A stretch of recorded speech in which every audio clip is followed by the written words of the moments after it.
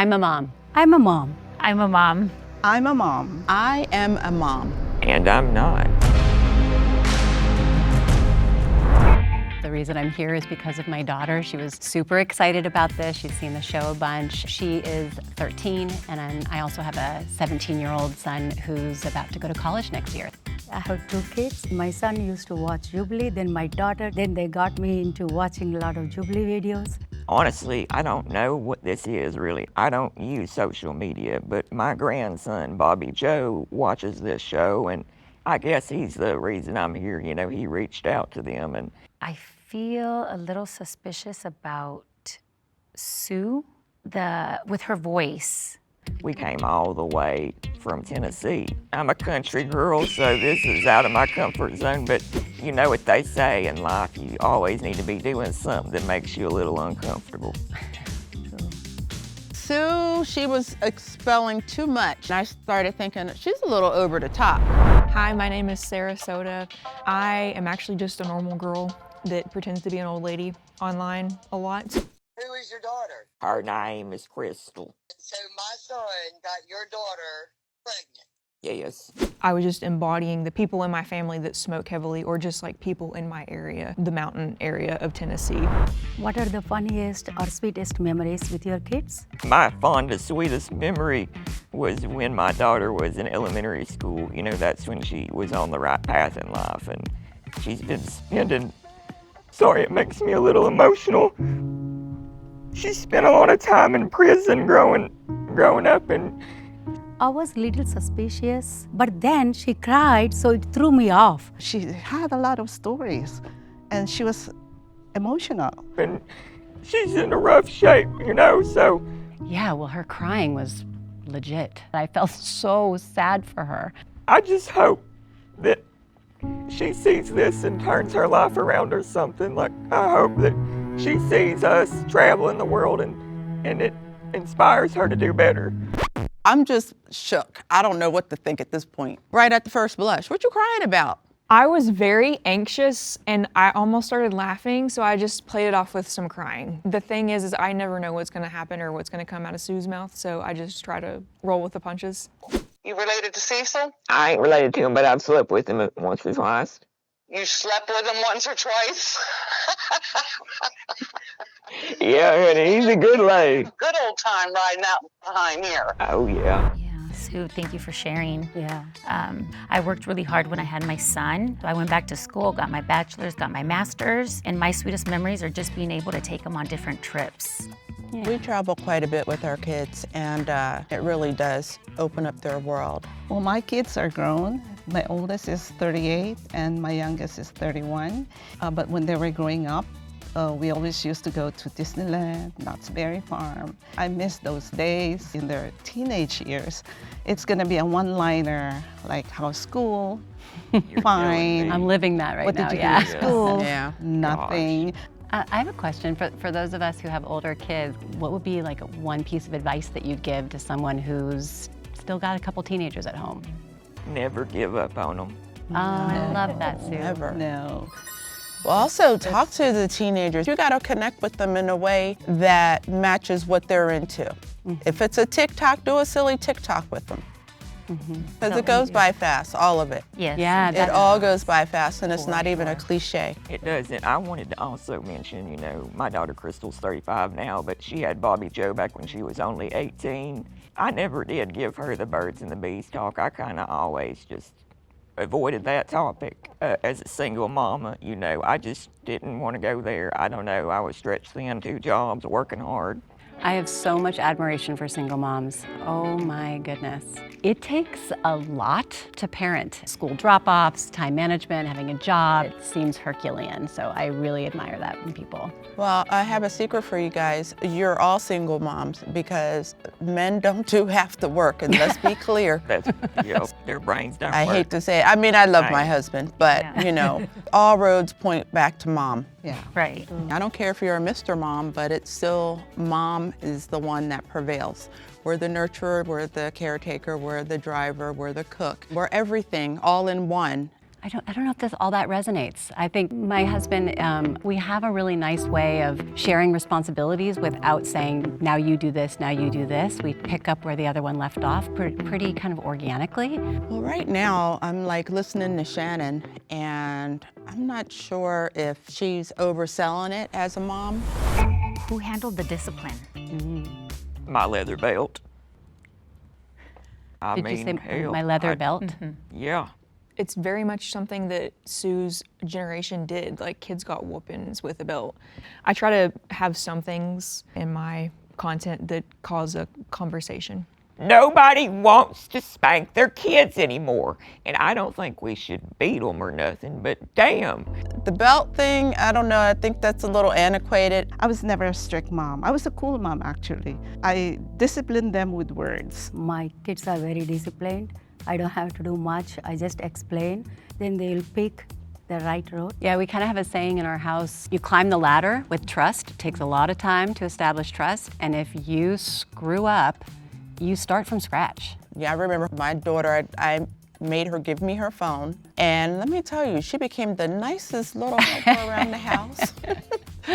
She was doing everything, vacuuming and everything. I take my kids' phones if they're not making a good choice. One time I actually regretted it because my son, they had a lockdown. So there was a person close by with a gun at one of the schools, and he didn't have his phone. So after that, I heard it from the whole family. They're like, well, he has to have it, like in an emergency like that. When I was a kid, the only preparation we did was like earthquake drills. And now they have active shooter drills. It's just kind of handled with such normalcy because it's something we really do need to be concerned about, which I think is scary. Bobby Joe is 17. I cut him off at a certain point on the video game because he don't need to rot his brain on that thing. He needs to get out in the woods like I did when I was a kid. Yeah. Right. You go squirrel hunting, you go fishing with your buddies, you go walking, you know, frog gigging. Frog gigging, yes, like when you like spear a frog. It's a southern activity that boys often do. Do something outside. And so I think that's the biggest thing is putting your hands in the dirt, Yeah. smelling the fresh air. And understanding what boredom feels like. Like, boredom's not a bad thing, right? Like, ideas come when you're bored, and Yes. creativity comes from that, or being out in nature, like you said, Sue. Did y'all breastfeed? Yes. I tried. It wasn't easy, It but wasn't yes. easy, no. I thought I was being the worst mom in the world when I tried with my first daughter. It's a very lonesome feeling when you become a first-time mom, and if you don't have, you know, a lot of help around you. I unfortunately didn't have my family nearby. So when I decided to breastfeed, it just really hurt my heart because I thought I wasn't going to be a good mom. What about you, Sue? How would you answer that question? I was just curious. My milk dried up, and my mom always said that's why Crystal turned out the way she did, because I never breastfed her. Oh, I that's didn't give her the fair. chance for her brain to develop, she said. But yeah, I don't know if it's because I didn't breastfeed her. No. I don't know. I did breastfeed my son for 11 months, and I want to do same for my daughter. Like at her 8th month, I had to go for knee surgery. I had to stop the milk, which was painful. Is it mastitis? Yes. Am I pronouncing it right? Yeah. That's when that can happen, right? Because of all the buildup. Yeah. Yeah. One of my friends said that she had mastitis and she had to get her husband to suck the plug out of her chest. She tried everything. She was in the shower and she said, I don't care, just get it out. Before she knew what was going on, his mouth was to the teat and he sucked that thing right out and she felt immediate relief. The instincts, they just kicked in. He knew exactly what to do. Wow. Sue is on one. I don't know. These stories are sounding a little crazy. That's actually based on a true story. I don't want to give any names away, but yeah, I've actually had someone tell me that happened to them. Find someone that appreciates all sides of you, even the side of you that pretends to be a middle-aged woman on the internet. There's also people that are influencers, you know, good, bad, ugly, who have very easy access to our kids to provide messages that may not align with what we would provide as messages. We just do the best we can to sort of guide them, you know? That's true. There are no real guidelines to parenting or motherhood. No. Yeah, I they will Because no two women or no two mothers are the same. kids will do great when they follow their passion. It's stressful raising your grandson, but as long as he don't smoke cigarettes or do nothing like that, I'm going to be real proud. I think I've scared him away from them, though, because of the way I sound. I started smoking my mama's cigarettes. I'd steal them out of her pouch. I'd take one here and there, and she'd tan my hide when she'd count them and realize what I did. I felt like she might have been picking up that we were sort of suspecting her, and she was using that as a way to sort of defend why her voice sounded like it did. I can't quit, you know, it's just, if I quit, I think I would die because my body is so used to the poison. I think I've passively parented on that and didn't even mean to. I'm a walking anti-tobacco commercial. I love my smoker aunts, and my grandma doesn't smoke anymore, but like it's comforting to me at the end of the day, so there's nothing to be ashamed of. That type of person is so loving and funny. My biggest regret was trusting so much without paying attention. I mean, Crystal.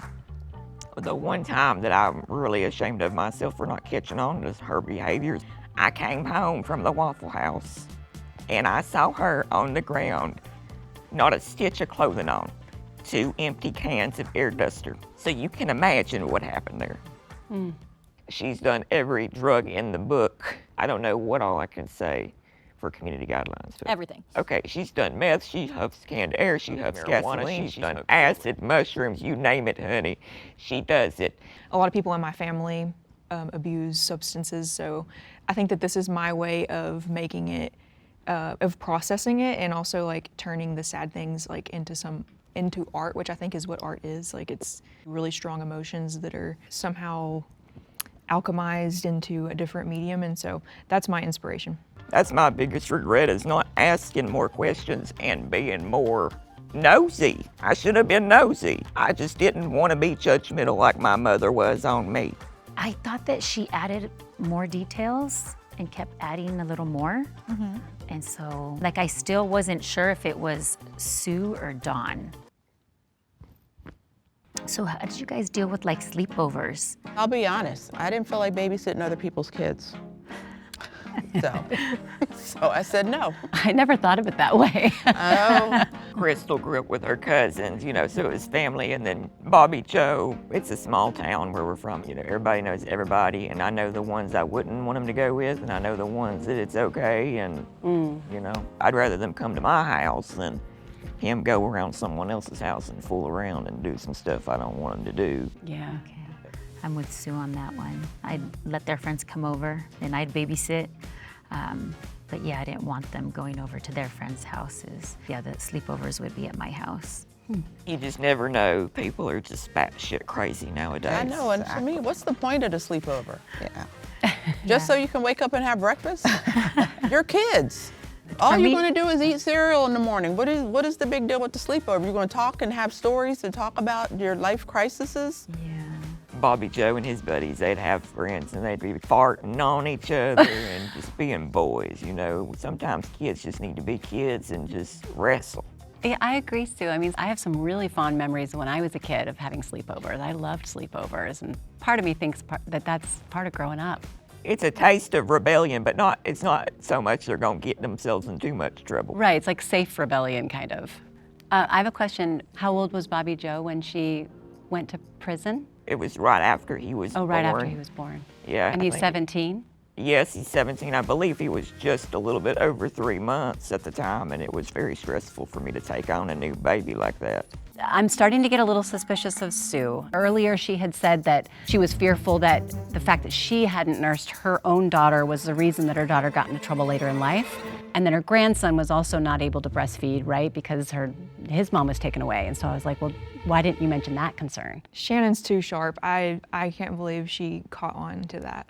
When were your kids born? Well, Crystal was born in 78, October 16th. And what about Bobby Joe? Bobby Joe was born in 08, 10/16, both Libras, honey. They both have October 16th birthdays? Yes, both born on the same day. I can't believe I mixed up the birthdays like that. Dang it, the birthdays! Wow, you don't hear that very I often. know. It's Yeah. bizarre. I have a cousin who had her son on her birthday too. It's kind of cool. Yeah, it is cool. That's cool. Very spiritual. Yeah. It is time to vote. If you think Shannon is the mole, raise your hand. I voted for Shannon. She sounds like one of those moms that other moms are trying to live up to. And so to me, she sounded a little artificial. If you think Sunita is the mole, raise your hand. If you think Karina is the mole. If you think Lori is the mole. She talked less, so I was thinking maybe it could be her. If you think Dawnne is the mole. When it came to it at the end, like I still wasn't sure. And so then I just made the decision to vote for Dawnne. And if you think Sue is the mole. What gave it away with Sue is her voice. Her voice, I thought that she tried a little too hard to sound like an older, a 69-year-old. The whole time I'm like, it's Sue, it's Sue, it's Sue. So I kind of knew it and I was like, how did everybody not know that? Like totally full out. Okay, on the count of 3, you can open your eyes. 1, 2, 3. Oh. Hi. Hey. Oh! You guys are so I thought it was her. Yeah, I thought it was you. Oh my gosh. I knew it, but I didn't know. But I knew it. I just, She's so young and she acted like an old lady and cried. So yeah, she's good at giving stories. Oh my goodness, I was completely shocked. Even when we were sitting there, I was trying to envision what she was looking like, and I was thinking of like Mama. Remember Mama's Family from back in the day? With that crazy wig, and then she still had on that crazy wig. She did a great job. I am a 28-year-old comedian. I'm also a nurse practitioner, but I have various platforms where I do this character and prank call people on a flip phone, so that's who I am. And I have a whole like lore and story, and that's kind of what I was playing off of. Wow. But it was kind of, thank you. It was such a close vote, but yes, 2 did vote me as the mole, and they were right. But I'm pretty proud that only 2 people caught on. I mean, it was pretty outrageous. She got us. She got us good. But we still won. We won. Okay, good job, Mom!